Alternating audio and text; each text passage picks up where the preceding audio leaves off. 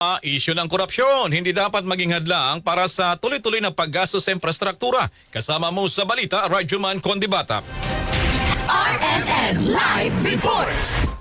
Hinikayat ni Senate Committee on Finance Chairman Sherwin Gatchalian ang patuloy na paggastos ng pamahalaan para sa pagpapatayo ng mga infrastruktura.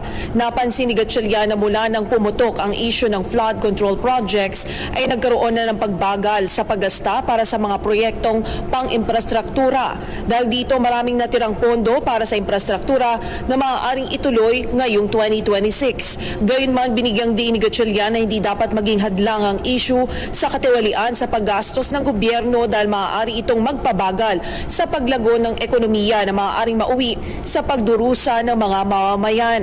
Iginit ng senador na ang solusyon sa korupsyon ay sampahan ng kaso ang mga may sala, ikulong ang mga ito at papanagutin sa batas. Kasama mo sa DZXL RMN Manila, Rajuman Condibatak, Tatak, RMN.